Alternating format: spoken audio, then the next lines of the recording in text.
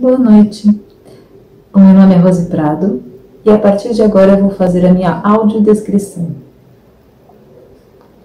Eu sou uma mulher de 46 anos, tenho 1,62 m, 59 quilos, tenho cabelos curtos e encaracolados, meus cabelos são, em maior parte, castanho escuro, mas tenho boa parte dos cabelos grisalhos. Tenho o rosto afinado, nariz um pouco fino também, os olhos um pouco puxados, uma boca média, nem muito larga, nem muito fina, mais para larga do que para fina, olhos castanho escuro, sobrancelha média, também não muito fina, tenho a pele médio escura, isso. Estou com um batom avermelhado, um cachecol de lã cor de goiaba, um pouco avermelhado, rosado claro, uma camisa clara, quase branca, fina. Do meu lado direito aparece uma pequena boneca, alguns livros. Na parede tem alguns desenhos que são formas, linhas, poucas linhas, um desenho de um gato também, tudo em linhas cor marrom. Do meu lado esquerdo tem uma cortina de tecido, que agora eu estou mexendo, uma cortina leve de tecido. E acho que é só. A parede é clara também, bem clara. Perspectivas de conexão nas experiências criativas do corpo que dança. Um livro-diálogo de Rose Prado, Rosimeire Alcântara Prado. Projeto realizado pela Lei Aldir Blanc de Emergência Cultural, TIA Lab Formação Técnico-Cultural, Diadema. Primeiro recado. Infelizmente, eu não consegui uma tradutora Libras para o nosso encontro do dia 27/6 no Instagram, @roseprado11. Desta maneira, para assegurar uma comunicação mais acessível para artistas e pesquisadores surdos, está sendo exibida uma cópia deste bate-papo com legendas neste canal YouTube. Muito obrigada e me desculpem pela ausência da tradução para Libras. Acessibilidade não é favor, não é ser fofinho. Acessibilidade é direito constitucionalmente assegurado. E outro recado totalmente necessário.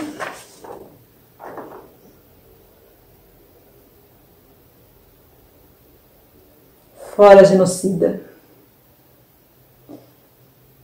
E é a partir daqui que eu vou começar a nossa conversa. A partir do fora genocida.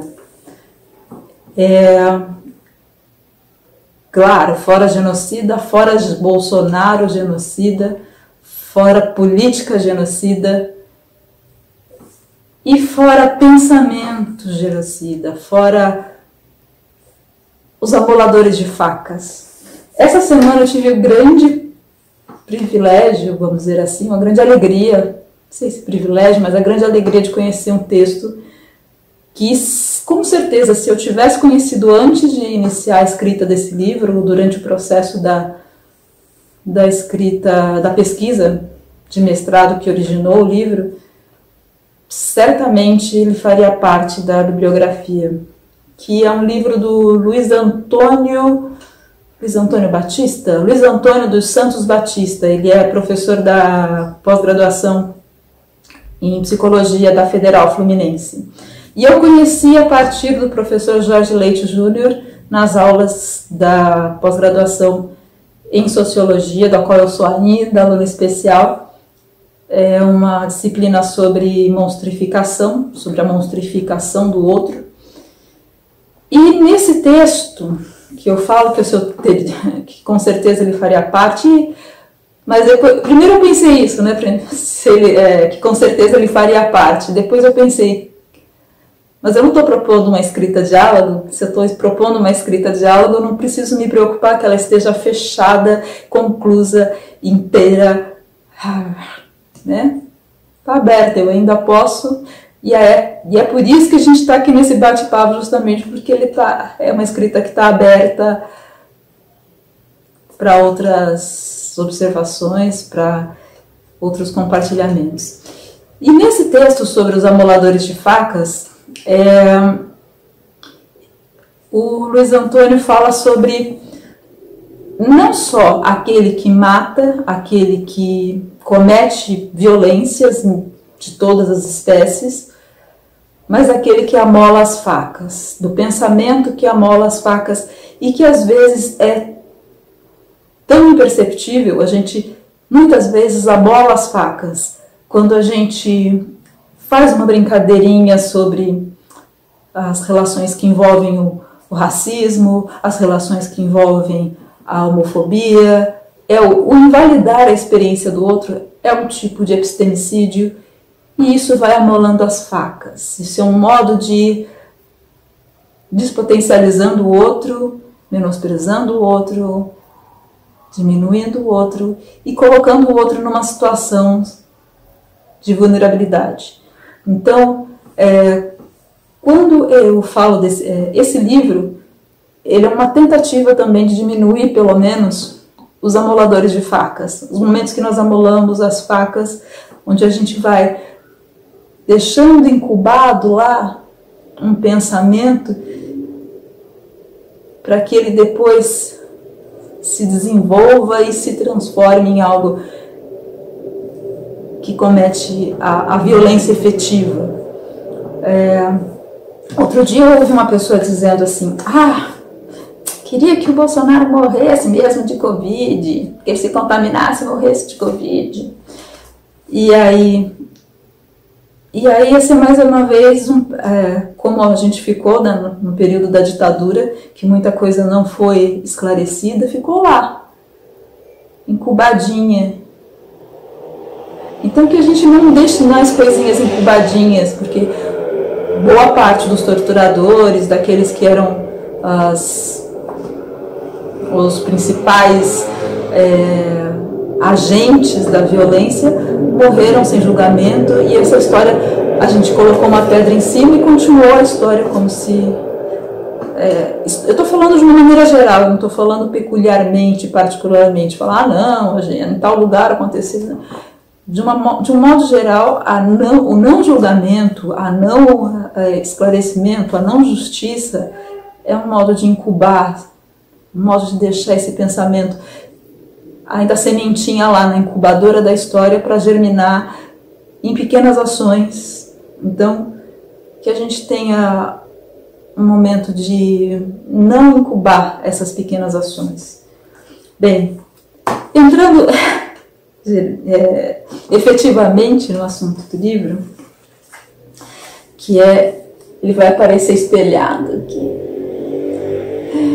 Eu até fiz uma impressão não espelhada, mas a impressão ficou tão ruim que eu acho melhor a espelhada do que a não espelhada. Antes de entrar, na verdade, no assunto do livro, eu preciso fazer agradecimentos. O primeiro agradecimento é ao lindo, maravilhoso Jean Rocha, que fez essa capa, que fez essa...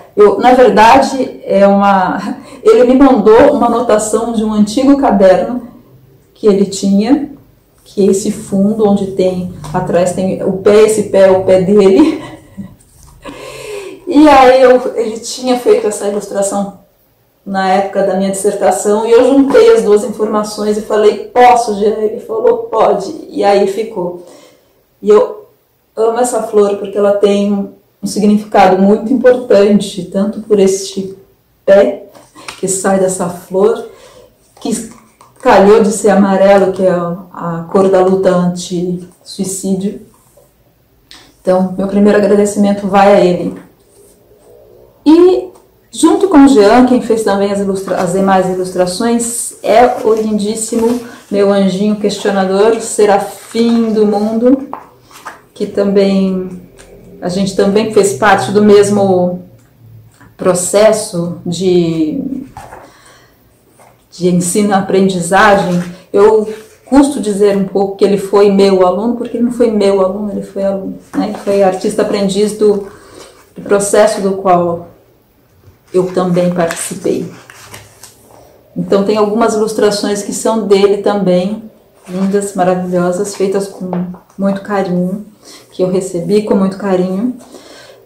Esse livro ele foi escrito com apoio, com a realização do edital da Lei Aldir Blanc de Emergência Cultural e dentro da TEIA Lab de formação técnico-cultural da cidade de Diadema. Aliás, também pessoas que eu tenho muito, muito, muito a agradecer, que são pessoas muito queridas já, que eu ainda não conheço pessoalmente, mas são pessoas muito queridas. Isa Caldeira, que eu sou fã já do trabalho dela, que tem uma voz linda, maravilhosa, que me cedeu um pedacinho da música dela para eu colocar em um dos vídeos de divulgação, nesse último que eu fiz da live. E uma pessoa muito querida que está aqui, que é a Patrícia. Que a Patrícia, ela tem um nome gigante, que eu falo para ela que eu nunca memorizo como é a ordem do nome inteiro dela. Mas no livro ela assina como Patrícia Albuquerque e no Instagram ela está como Patrícia Matos. Mas é a mesma pessoa, que é a minha mais nova amiga de infância, que é uma pessoa muito querida e uma pesquisadora sobre corpo e gênero, fantástica, minuciosa, sensível, enfim, uma pessoa que eu tenho uma admiração gigante. Agora, vamos entrar efetivamente no assunto do livro. Alguém quer falar alguma coisa? Eu já desembestei falando. Sim, não, talvez, quem sabe. Vou continuar. Então, esse livro, ele vem da minha pesquisa de mestrado. Mas ele não é uma transcrição da dissertação, como eu falo no livro, inclusive. Ele é um pouco do que, inclusive, não foi para a dissertação, algumas considerações que não foram, e também a intenção era da escrita da dissertação e da escrita desse livro são um pouco diferentes. Inclusive, eu não entro em eu trago algumas, mas eu não entro em muita definição de termos. Evitei alguns termos que entraram na dissertação, mas que necessitavam de um capítulo inteiro para explicar o que era aquilo. Na dissertação eu trato de fluxos criativos, e fluxo criativo sempre tem vários entendimentos diferentes, então eu precisei na dissertação afinar muito, definir muito para poder continuar o desenvolvimento, para as discussões. Então eu não entrei nessa definição, eu falei, vamos falar em experiência criativa, que de algum modo as ideias se afinam ou se aproximam quando se fala em experiência criativa. Então não é exatamente uma transcrição.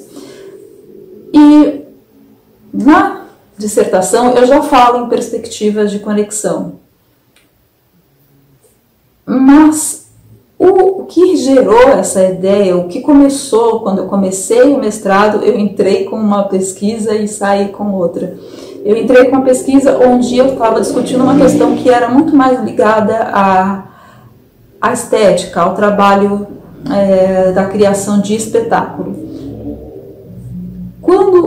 Mas dentro ainda do olhar de arte educadora. Principalmente quando eu ia levar, quando eu acompanhava alguns alunos para assistir algum espetáculo, às vezes havia um estranhamento, poxa, mas esse espetáculo de dança, aquele também é espetáculo de dança, mas tem construções tão diferentes. Vai ver, vamos supor, grupo-corpo é uma coisa, vai ver uma companhia, um trabalho de grupo que tem uma instalação, algo que é mais de sensível, de tocar, de ouvir, mas isso também é dança. E aí tinha esses ruídos, digamos assim, na compreensão. Então, para estudar isso, para estudar o espetáculo, eu comecei entendendo que existiam diversas maneiras de se compor. Então, eu chamava de meios de composição. Por essa questão sensível, pela questão das formas, da coreografia, do espaço, da luz, do som e das formas da imagem e dos conceitos. O que essa coreografia quer discutir socialmente, ou o que ela propõe também, que movimentos e tal. E disso eu acabei percebendo aos poucos que não era exatamente isso que eu queria discutir como educadora, principalmente como arte educadora. Esse termo arte educadora também vale uma outra discussão. Mas foi principalmente, deixa eu ver se está aqui, essa coisa espelhada do Instagram. Foi quando eu me deparei com este livro.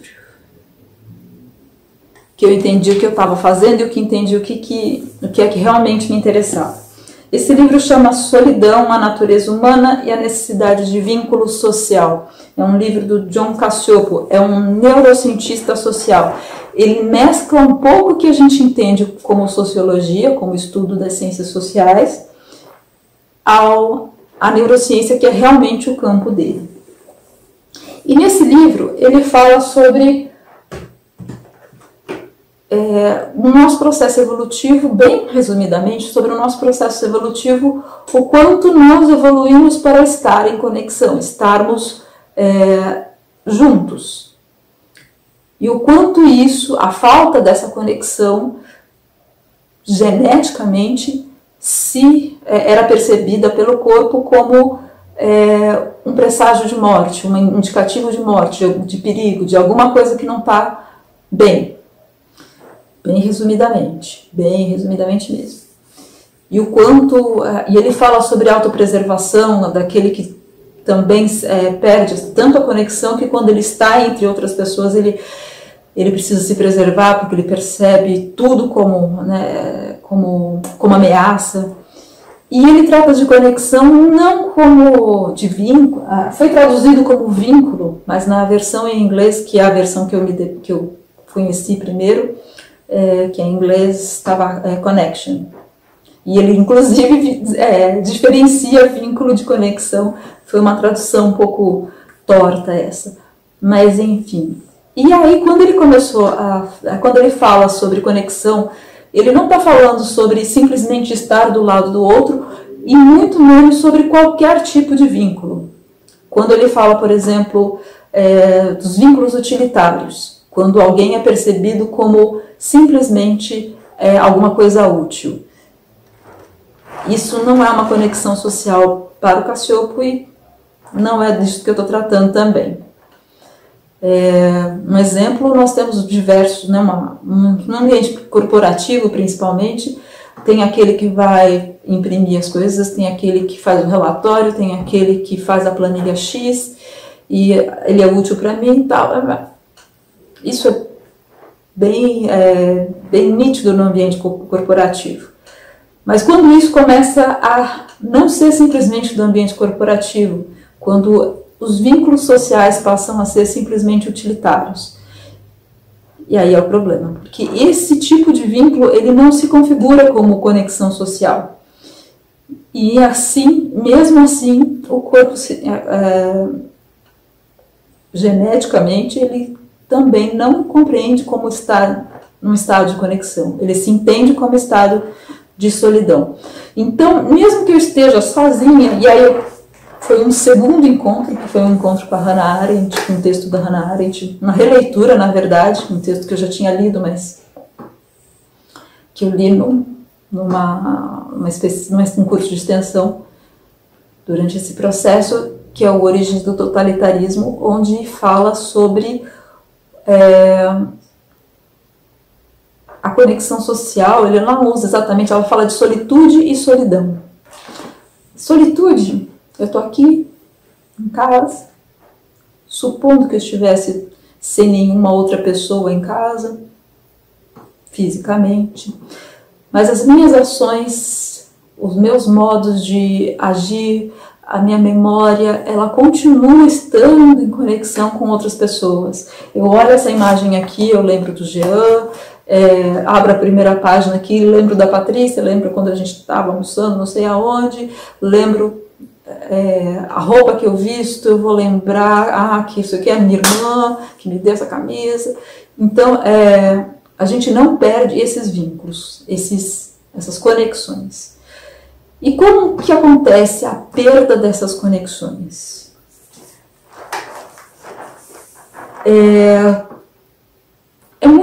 Durante esse tempo de crise sanitária, que eu prefiro não chamar de pandemia, a gente ouve muito nos noticiários, quer dizer, não, agora nem tanto, mas a gente continua ouvindo, seja empático, pratique a empatia. Será que a empatia ela é uma prática, uma coisa a se fazer?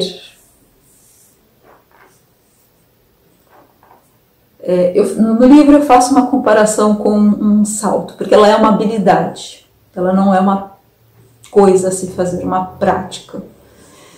Vamos supor, eu não sou ginasta, usando o mesmo exemplo que eu estou no livro, eu não sou ginasta.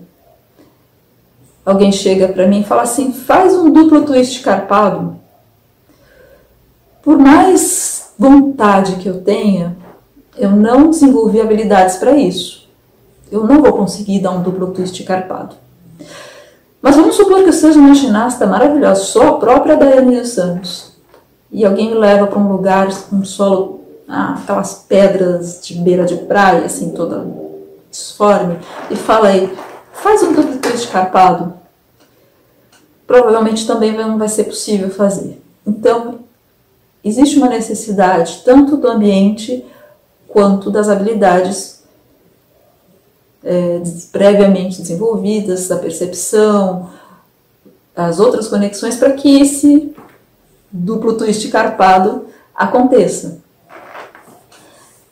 E é disso que se trata esse livro, é disso que se trata essas perspectivas de conexão. Não é para salvar o mundo, não é a única solução, mas é um dos modos da gente não amolar as facas, da gente buscar uma alternativa às rotinas que nos levam também, né, um pouquinho de autocrítica faz bem, nos levam a amolar as facas e também a evitar que outros amolem as facas. Para quem chegou agora, esse amolar as facas é esse cultivar, esse desenvolvimento de ações que levam a violências ocorrerem. Bem, grosso modo. Então, como assim? A dança, ela lida com elementos possíveis de transformação das nossas percepções, dos nossos modos de entender o mundo, dos nossos modos de estar em conexão com o mundo, com o outro, com as nossas memórias. A percepção, ela não é uma captação de coisas. É por isso que eu falo em perspectiva e não em ponto de vista, em enfoque, em abordagem, porque a perspectiva, usando também uma definição do Damasio, do neurocientista Antônio Damasio, ela não é um ponto de vista, um olhar, estou olhando aqui por esta perspectiva, né? Como se diz muito no senso comum. A perspectiva, ela é o entrecruzamento. É aquele momento onde eu recorto, eu abordo sim, por um determinado enfoque, mas ela não perde as conexões com outras, os entrecruzamentos com as outras perspectivas. Quando eu como algo, o olfato, a visão fazem parte do que a gente entende como paladar. Então, quando eu falo em perspectiva por imagem, por exemplo, eu estou falando nesse campo da memória, da sensibilidade, do sentimento, e tudo isso depende também, está em interdependência com a forma, com o conceito. E quando se fala em conceito, eu estou falando de cultura, estão entrecruzados. Num processo de criação, mas eu usei aqui uma forma, usei aqui um movimento e tal para me dar essa sensação, para trazer essa memória, tudo aquilo que tem a ver um pouco com a imaginação, né? As palavras que têm a ver com o mesmo radical, imagem, imaginação. Eu dou esse exemplo também no livro, faço essa analogia. Aquilo que se pode imaginar está dentro do campo da imaginação, da perspectiva de imagem. Seja o cheiro de café da casa da avó, seja um susto que levou em algum momento, seja uma ideia de como será que vai estar o dia amanhã, uma sensação, né? Então, tudo isso faz parte da perspectiva de imagem, e tudo isso tem cor, tem forma, tem a ver com cultura, tem a ver com um conceito, e por sua vez os conceitos têm a ver com tudo isso também. Eu não tenho esse livro físico, eu só tenho ele digital. É um livro chamado Philosophy in the Flesh, que não tem tradução para o português ainda, mas uma pesquisa um pouco anterior a ele, dos mesmos autores, que é o George Lakoff e o Mark Johnson, chamado Metáforas do Cotidiano, já dão um bom indício do que se trata.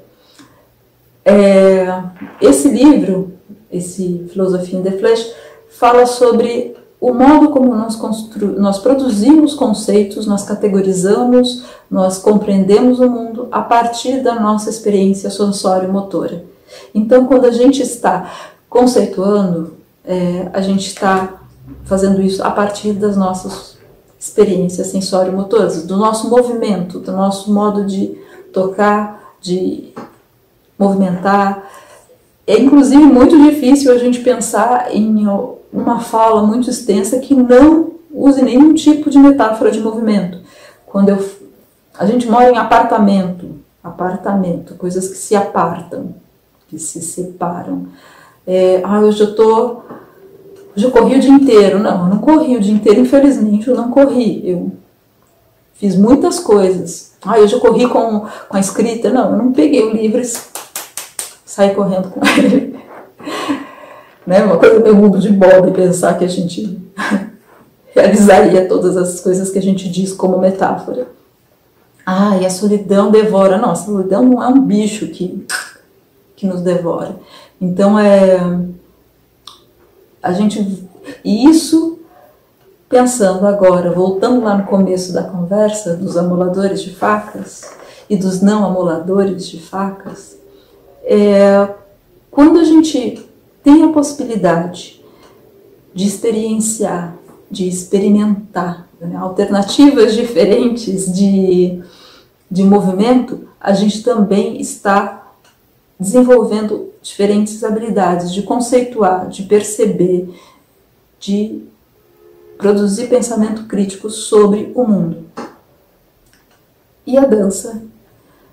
E eu falo a dança, mas eu sou uma pessoa que também vem do circo e sou muito grata e apaixonada pelo circo, e também do teatro. Então a gente pode pensar que as artes, quando elas trabalham principalmente com maior atenção, com uma maior minúcia, com outras, tecnicamente e experiencialmente, com o movimento, elas estão produzindo outras possibilidades de conceituar o mundo, de produzir um conceito de estar em conexão com o mundo. Quando eu falo que a empatia é uma habilidade, a gente pode desenvolver essa habilidade a partir da percepção, a partir da experiência sensório-motora, a partir de diferentes movimentos, de formas, som, de contatos. E é importante entender que percepção, que a gente desenvolve habilidades, a gente não vai virar um tipo de super-herói muito maluco que percebe tudo.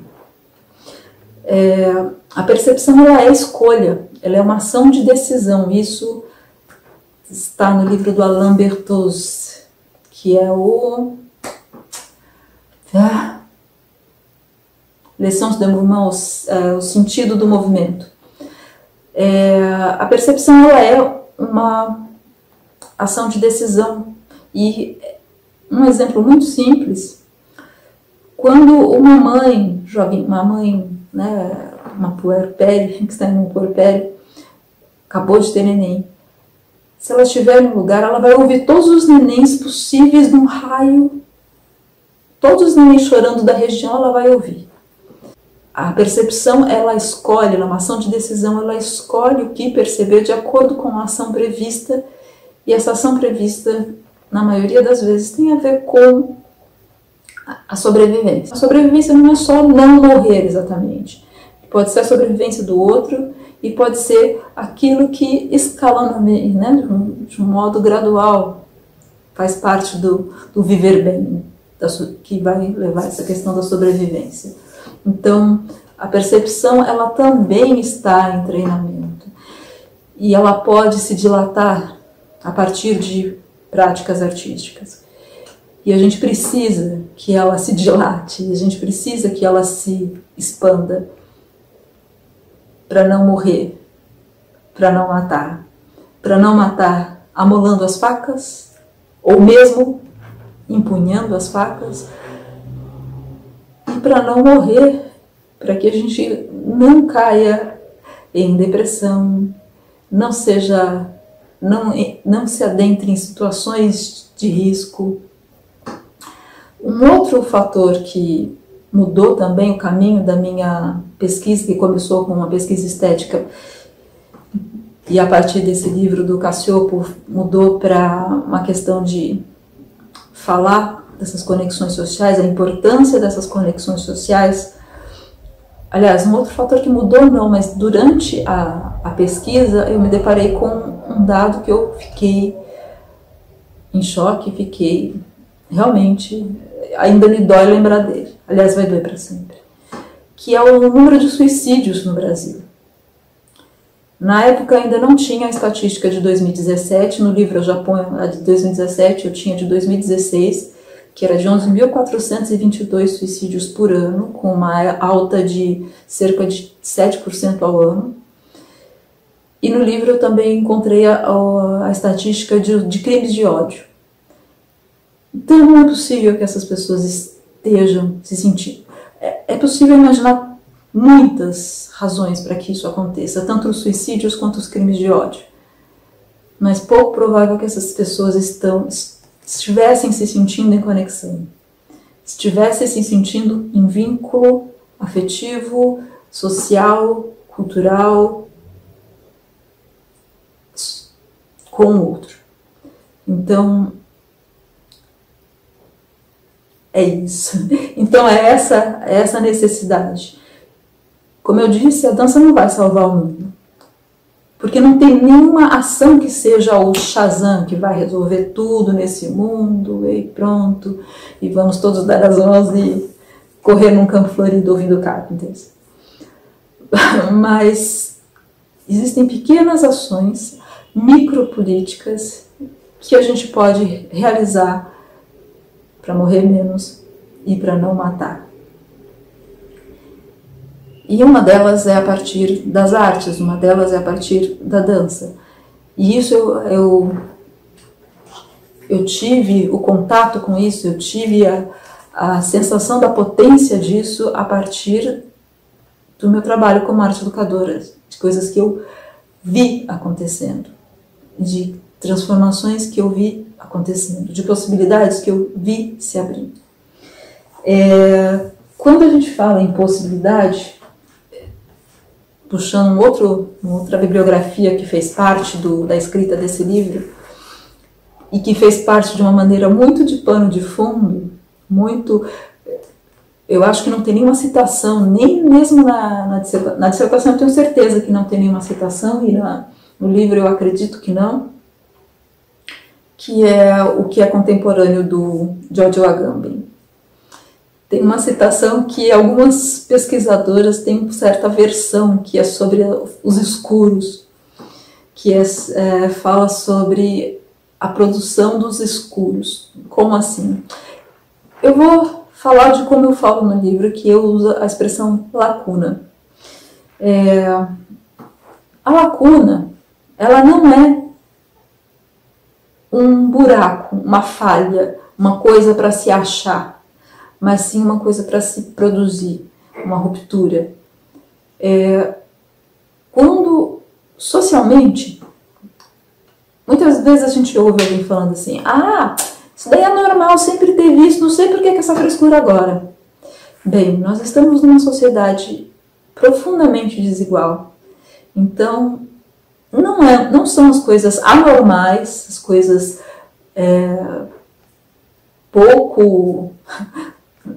que pouco circulam, pouco conhecidas, que produzem essa desigualdade. Então, essa desigualdade social, esse problema que nós estamos vivendo, eles vêm justamente daquilo que foi legitimado como dentro da normatividade, aquilo que é normal. Então, é preciso que a gente construa lacunas. Para ser contemporâneo, para fazer parte do nosso mundo, precisamos construir lacunas. E essa ideia de abrir rupturas. E essas perspectivas de conexão são essas possibilidades de observar o espaço, de entender o espaço, de lidar com o espaço, de dialogar, de se arriscar, que o diálogo é isso, como também diz o Martim Barbeiro, que faleceu há esses tempos, essa semana, creio, sobre o diálogo ser o arriscar-se ao encontro da diferença. Então, quando eu escrevo esse livro, eu não escrevo... Há quem vai ler e fala assim, não está dizendo nada com nada, não está concluindo nada. Eu concluí lá na minha dissertação. Tem até umas considerações finais aqui, porque é uma coisa assim, meio que dá uma vontade de soltar a última poesia, quase, né? Mas não é um livro concluso. E a ideia não é essa mesmo. É que hajam informações ali não bem definidas, apontadas, e que se possa alguém falar assim, eu não concordo com isso daqui, ou concordo, mas não entendi muito bem, acho que também podia ser por aqui. Não tem definições muito fechadas, intencionalmente não tem, porque eu não quero que alguém leia e pense, isso aqui está falando disso daqui exatamente. Pode ser que esteja falando de outra coisa, para a pessoa esteja falando, porque já na escrita, é uma escrita dançada, esse livro que é um ambiente para que alguém possa ler dançando também, onde a experiência do outro não pode ser invalidada. E eu acho que isso é uma coisa que duramente a gente tem visto sendo produzida, que é a invalidação da experiência do outro. Que é o que você vivenciou não é tão importante assim, não é relevante. E a gente se surpreende às vezes fazendo isso também. Agora está na moda de novo, mais uma palavra de invalidação, que é o tal do cringe. Eu falo de novo porque isso não é novidade, isso sempre teve, né? Cada geração cria a sua palavra para chamar a outra de cafona, de antiquado, né? Ou não só exatamente outra geração, mas a gente vai achando isso normal. E eu acho ótimo que tenha tido discussões sobre essa palavrinha, porque nos anos 80, quando a palavra brega chegou em São Paulo, chegou deturpada, chegou como totalmente validada como brega é aquilo que é cafona, que é muito tradicional, que é muito... Tinha até uma novelinha onde a personagem pobre era brega, a personagem rica era chique, e quando ela se tornava rica, ela virava chique. Então, era um modo de validar o pensamento de elite, também um modo de... os hábitos, os costumes da elite. Então, é o momento da gente parar e pensar. Parar e pensar não, pensar em movimento. Movimento também é percepção, também é um sentido perceptivo. Sim, existe sexto sentido, e ele é o movimento. Sobre o que a gente está normalizando e normativizando. Isso a gente pode fazer a partir da dança, isso pode a gente fazer a partir da arte, questionando. Muitas vezes eu mesma utilizei o artifício o processo pedagógico. O que te move, o que lhe move, o que você deseja mover, chegando com questões. Eu acho que é o momento da gente, como educador, produzir mais a habilidade de questionar do que de responder questões. Então, que seja o momento que a gente possa, como arte-educadores, movimentar a possibilidade de formular questões, desenvolver a habilidade de questionar, de produzir lacunas. É esse o desejo desse livro, que a gente tenha perspectivas de conexão e que essas perspectivas de criação, de conexão, a partir dessas experiências, desse corpo que dança, e esse corpo que dança pode ser uma dança da experimentação teatral, a dança da experimentação do circo, da performance, que a gente possa ser contemporâneo, que a gente possa não amolar as facas, principalmente, não derrubar esse Bolsonaro e depois derrubar esse Bolsonaro, mas que a gente não faça isso e depois... E o pensamento, o problema não é só esse cara, o problema é que muita gente se sentiu representada por ele. É esse o grande problema. A gente vive numa sociedade onde muita gente se sente representada por ele. E aí? Então, existem algumas conexões aí que não estão bem. Existe, talvez, muita gente em estado de autopreservação, se sentindo vítima de epistemicídio, se sentindo acuado e atacando. Então, é um momento que a gente precisa fazer uma autocrítica. É impossível não falar sobre isso nos dias que nós estamos vivendo. E é essa a minha contribuição, e que não é só a minha, é de muitos educadores e arte-educadores. Bueno, como dizem, eu falo mais que homem da cobra, quem já me conhece. Eu vou ler os comentários. Ai, Jebe! Gente, é uma coisa assim de morrer de amores, né? É tanta gente amada. Jebe tem uma citação sua no livro. Se você ler, você vai encontrar. Não está identificado. Algumas coisas eu não identifiquei porque eu teria que entrar no comitê de ética, fazer uma burocracia danada. Então, se eu coloco um ex-artista aprendiz, mas está lá. Se você acha, você procurar, você acha. Você vai se identificar.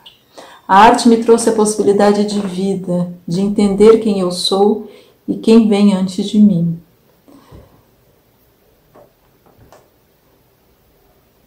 Adorei essa metáfora do amolar as facas. Pois é, eu vou deixar o link desse texto. Ele escreve como um conto e vai explicando. É um texto assim, não sei se a gente fica feliz em ler o texto ou se a gente desmorona, desconstrói. Continuando o Jebson Sente, lembro que um dos nossos últimos encontros presenciais, há anos atrás, eu tinha te falado que tinha começado a ler Conceição. Começado a ler Conceição. A gente combinamos de não morrer. Sim. Lembro que através desse escrito conversamos sobre as questões da violência, resiliência e até saúde mental. Enfim, acredito que através de ter você como orientadora, eu tive a possibilidade de vida, talvez uma criação de lacuna, não sei. Jébia, não é hora de me fazer chorar. Hoje eu passei lápis de olho, vou ficar com aquela lágrima preta. Brincadeira, Jébia. Obrigada. Com certeza as suas questões também foram muito importantes para mim. A Pen Nogueira, o Jébia é apaixonante. Eu sei, eu morro de amores o tempo todo. Eu amei, que reflexões maravilhosas. Tânia, linda maravilha do meu amor. E essa conversa, inclusive, que eu estou falando agora sobre a invalidação da experiência do outro, é uma conversa que nós duas tivemos, né, durante essa semana, falando o quanto isso é um modo de amolar as facas, o quanto isso é um modo de despotencializar o outro. É isso. É esse não invalidar a experiência do outro. A gente pode categorizar coisas. A gente pode categorizar o conceito de arte, a gente pode categorizar o conceito de novo, a gente pode categorizar um monte de coisa, mas isso não é a coisa, isso não é o objeto. E mesmo as categorias podem ter diferentes definições de acordo com o que elas dialogam, né? Se eu estou falando de uma coisa, eu estou falando de arte moderna, se eu estou falando de arte segundo o psicólogo não sei o quê, se eu estou falando de arte segundo a teoria social de fulano, se eu estou falando de arte. Mesmo elas podem ter suas variações, mas os objetos, impossível. A gente não pode invalidar a experiência do outro, que é algo que a gente faz, às vezes, sem querer. Muitas vezes. E o ambiente também é contextual, ou seja, não adianta só uma coisa. Por isso que eu estou falando que eu estou insistindo nessa tecla de que eu não estou propondo a mudança do mundo, falando que a dança vai mudar tudo e a gente vai sair tudo bem. Essa é uma das vias possíveis e necessárias. Mas existem várias outras instâncias que precisam ser trabalhadas também, politicamente, economicamente. Tem muita coisa a ser trabalhada também. Mas essa é uma parte que a gente pode fazer. Enfim, quantas pessoas... Pribiade. A Paty fez a apresentação do livro. A Paty, ela não é uma pessoa da dança, ela não é... Mas ela é uma pesquisadora de corpo e que pesquisa de corpo e gênero. Desenvolveu o mestrado também, a gente concluiu juntas. E ela tem um olhar que a gente se aproxima muito, falando de coisas diferentes, de campos diferentes, mas a gente está muito próxima. Bueno, eu gostaria muito que quem pudesse ler o texto. Vou deixar o link do Amoladores de Facas, porque é um texto que eu fiquei muito com vontade de que ele fizesse parte desse estudo. É quase como se falar, é isso que eu estava querendo dizer. Por que eu acho que é importante fazer isso daqui? Não é bobagem, não é enquanto está todo mundo fazendo um monte de coisa grande, não. A gente precisa cuidar dos ovinhos, dos genzinhos de genocida que a gente está deixando por aí, para que não tenha mais uma geração desses troços. Então a gente pode fazer isso a partir da arte, sim. Necessário. A questão estética, a questão técnica, isso tudo não só interessa, como é aí que estão as possibilidades de se transformar, de produzir essas lacunas. Não é uma utilização de uma outra maneira da arte, reformulando. Essas produções, elas não é um jeito de reconfigurar a arte para que ela sirva de uma maneira assistencialista, não é nada disso. Eu estou propondo a partir, sim, tanto que eu falo do Forsyth, do Laban, do Klaus Viana, da Martha Graham, de diversos tipos de dança, das danças de matriz africana, né, que são também um modo de compreender uma outra metáfora, que outras metáforas a partir do movimento, quando a gente pode estar conectado com as danças de matriz africana, que outro modo de enxergar o mundo quando a gente traz um movimento que culturalmente também tem uma história, que outros modos de se ver o mundo que a gente pode produzir, conceituar o mundo.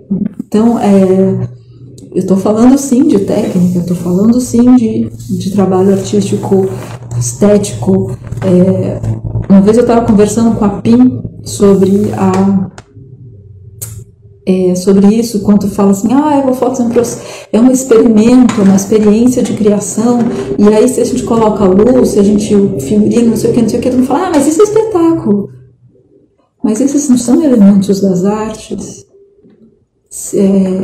Os elementos estéticos também fazem parte da arte. Então, a experimentação pode ter luz, pode ter figurino, pode ter... Experimentar a arte, eu não preciso me desfazer. Eu posso utilizar os elementos que forem necessários. E continuar sendo uma experimentação. Uma experimentação que pode, inclusive, contar com o público, com o observador, porque isso também faz parte das experiências da arte. Um modo de dialogar com aquele espaço, de questionar, de produzir, de levantar possibilidades de compreensão sobre algo, de levantar mais elementos, de levantar histórias, culturas, de produzir conhecimento. E que isso não necessariamente precisa estar fechado já como um espetáculo. E um espetáculo não deixa de ser uma experiência também, né? Ele não é fechado. E tem os processos de criação que se continuam sempre. E esse texto da Amoladora de Facas, eu acho que é o grande momento para a gente ler esse texto. É um texto de 97. Se ele estava pensando nisso em 97, olha quantas facas amolamos desde então, né? O que estamos vivendo hoje não nasceu hoje. As representações que nós temos hoje não foram produzidas hoje. Agradeço muitíssimo a todos, todas e todos que estiveram aqui. Até esse nome, né? Até esse modo de falar, né? De todo. Outro dia eu vi que eu prefiro não falar o nome, falando que era uma grande bobagem, porque esse negócio de todes. Pois é, mais um querendo invalidar a experiência do outro, a necessidade do outro, o desejo do outro, o ser estar do outro. Se eu sou não binário, eu quero falar que estou animada, eu estou. A minha experiência é válida. Não é só a sua experiência binária que é válida. Então, muito obrigada a quem esteve aqui até agora. Obrigada pelas trocas. Muito, muito, Tassi, muito. Eu fico realmente... É uma mistura de tristeza, de raiva, de muita coisa. Que, aliás, assista, eu vou fazendo de novo merchandising, dá tempo, assistam o Pindaúna, pra gente que fala muito sobre essa relação entre tristeza e raiva nesses momentos, nessas produções sociais, esse arranhar que as normatividades ainda tentam tirar fôlego, mas não vão conseguir. Mas a gente precisa parar de amolar facas e a gente precisa estar em conexão e produzir possibilidades de conexão, ambientes possíveis de conexão e desejos de conexão. A gente precisa cuidar um do outro urgentemente. Vamos morrer menos e vamos matar menos. Aliás, não vamos matar ninguém. Vamos parar de nos matar e parar de morrer também. Muitíssimo obrigada pela companhia de vocês, pelos compartilhamentos. Quem quiser me mandar depois qualquer observação, muito obrigada. Se cuidem de quem vocês puderem e vamos continuar e não vamos mais amolar facas. Grande beijo, muito obrigada. Até!